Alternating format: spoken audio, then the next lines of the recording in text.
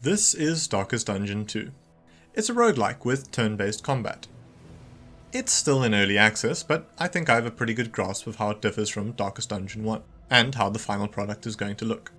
I'm going to be making a lot of comparisons between the two, so if you haven't played the first game, this video might be a little confusing. Before we get into it, please consider liking and subscribing, but only if you actually like my content and want to see more. Darkest Dungeon 2 is a direct improvement in a lot of ways to its predecessor, or ancestor should I say. The first game wasn't bad looking, but it was limited to its two-dimensional format and simple animations. Darkest Dungeon 2 is a mix of 3D and 2D, so it gets the best of both worlds. The original style is dark, sharp and haunting, which could have easily been lost with round, bubbly 3D characters, but they make use of cell shading, which does the trick. The setting has moved from Dungeons and Dungeons to, well, the outside world. But the feeling of claustrophobia and darkness is still maintained. Each area is oppressive, dire, and downright disturbing, and you're constantly reminded of the mountain ominously leering over you. It's watching. The core gameplay loop and the combat has been massively improved, without changing it all that much. In the first game, you were stopping the end of the world one dungeon corridor at a time. In the second, you're on the highway to hell, and you're also stopping the end of the world. Or maybe not. More on this later. The core concept of a ragtag team of tragic and disposable heroes fighting eldritch horrors is still there, but it's a lot more accessible now. I say this because the first game was possibly one of the hardest games ever made. Hardest to beat, at least. You had to spend hours leveling up your characters, and it could all come undone randomly and suddenly. There are countless memes expressing this. It was grindy and relied heavily on a chance-based system that could really screw you over. In Darkest Dungeon 2, there's still an emphasis on dice rolls, but it's a lot more predictable and controllable. There were a lot of finicky numbers in the first game. I can best describe this with an example. Hero A uses an ability that reduces the dodge chance of an enemy to hit by 12%. Then Hero B attacks, but they miss. But they didn't miss on the dodge chance, they missed on the accuracy roll. So effectively both heroes' turns were wasted. The game is full of lots of small, irritating and frustrating numbers that didn't feel rewarding or useful a lot of the time. Darkest Dungeon 2 fixes this by just using big boy numbers. Fuck out of here with 13.5%. We got 50% or 75%. Take it or leave it. Like I said, it's far more predictable. You know not to make an attack because you have a minus 50% chance to hit token. Or you prioritize debuffs because minus 50% enemy damage for 2 rounds is better than doing some damage this round. Dodging and missing is also a lot less common, unless they have a big 50% or 75% dodge token. This system results in the player knowing what's going wrong, as opposed to smaller numbers just randomly fucking up your strategy. It maintains that vulnerability that you could lose a hero at any time, but it's a lot less frustrating. I could see people complaining that this is a dumbing down from the first game, but I think the combat is still complex enough and still maintains that same level of strategy. The progression with character improvement is also much more simplified. Previously, heroes had to have each skill, armor and weapons leveled up, which could all be lost in an instant. Now there's just mastery points. Each ability can just be upgraded once.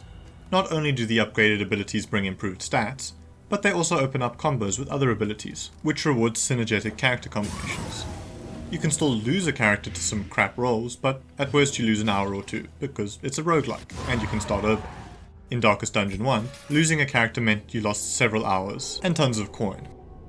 Overall, there is much more of a focus on the characters, whereas in the first game you were discovering the tragic extent of my failings. Now we're discovering the character stories instead. You get to explore each of their backstories, and doing so unlocks more abilities for each one. You go to a shrine, get a few lines from the ancestor, and then sometimes a minigame. You learn that these characters are terrible people with dark pasts. But as the intro says, This is not a time for heroes. This is what I love about Darkest Dungeon. It's so gritty. If it was the end of the world, you wouldn't want knights in shining armor. You would want these guys. Convicts, bastards, and heretics. Oh, and don't forget the leper. The minigames to unlock them, though, they're a little meh. It's usually some kind of puzzle in the form of a combat. Some of them can be nicely synergetic with the backstory. Others can be just a little bit tedious, like pickpocketing keys. Honestly, they don't really add all that much to the game. I think some kind of cinematic could have been a bit better. The exploration of the characters is complemented by the relationship system. Whereas in the first game, your character would either slip further into madness or have a moment of bravery if they were too stressed. Now, high stress causes them to start lashing out at each other, like abusive siblings, which stresses them out even further. It's the same snowbally vibe as the first game. The better things are going, the better they're going to go. And the worse things are, the worse they're going to get. Failure is often logarithmic, and non-Euclidean, just like Lovecraft intended. An unforeseen complication. In the words of the creators of the game isn't about being a shitty place and everything sucking. It's about heroism in the face of utter annihilation. It's very postmodern. It's a powerful message that a lot of games could learn from. Bravery and, in turn, miraculous success means nothing unless it's coupled with cowardice and an equal chance, if not higher, at failure. So, constantly dying and getting frustrated with the game is just a part of the core experience. I only really had 2 problems with Darkest Dungeon 2. If you played the first game, you probably, scratch that, you definitely remember the narrator. He's one of the best narrators I've ever heard in a video game. He speaks with this gothic prose, and, well, the voice actor literally does Call of Cthulhu audiobooks. I think it's thanks to him and the collective art style of the game that Darkest Dungeon has done so well. He has some really amazing lines. I mean, I can never forget. Monstrous size has no intrinsic merit, unless inordinate exsanguination be considered a virtue. That's why I say with regret that the narrator in number 2 is far more muted. He's still shit-talking you whenever you miss, but I feel like there's a lot fewer voice lines and they're not as verbose and archaic. They're just kind of plain. There's still some good ones. The seat of your denial, perched precariously in the murky gloaming. But yeah, I hope they include some more lines for the full release. My other problem with the game is that it has a kind of confused plot. In the first game, you were closing Pandora's box. In the second, well, I'm not sure. The game isn't fully released yet, so maybe there's more to this, but there's currently 3 different things going on, and I'm not sure if they all fit together neatly.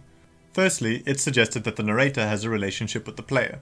They studied together and began their descent into the dark arts together. This is the least explored, and there's only a couple of lines on this, so there's not too much to extract here. Then there's the primary story of the apocalypse. The world has been metaphorically or literally been put off its axis. So our unfortunate heroes carry the last flame of humanity, and they're on their way to stop whatever the ancestor has done this time. Maybe the heroes from the first game failed and Cthulhu got out. This might explain what happened to Reynold, but I digress. The first act of the game is labelled Denial, and so I'm going to make the wild assumption that the other 4 acts are the other stages in the cycle of grief, of which you have to play through. This works well because all the characters have tragic backstories, which would make this their road to redemption. This also links to the ancestor's grief because of, well, what he's done. He could be trapped in this cycle, complementing the game's cyclical plot and gameplay, aka the roguelike where you just start over and over again. But then, are we still stopping the apocalypse, or just dealing with the cycles of grief? The boss at the end of Act 1 is a giant caged brain, which suggests that mankind's biggest obstacle is his own mind. So this aligns with the cycle of grief. But is this what is causing the apocalypse? Or is this an actual monster? Are we inside the ancestor? Is the world actually ending, or is this just one big metaphor? I'm not really sure. As it stands, I think it's a little confused. I'll happily eat my words if the game makes sense of it all in the full release. Darkest Dungeon 2 is a bad time, but it's a good bad time. It's a direct improvement from its predecessor, and it's a lot less grindy. It maintains that razor's edge gameplay where you're only ever a few bad rolls away from losing a character. It's a lot more accessible than the first Darkest Dungeon, but it's definitely still a game about fear and failure. You're not going to succeed on your first try, or your 10th.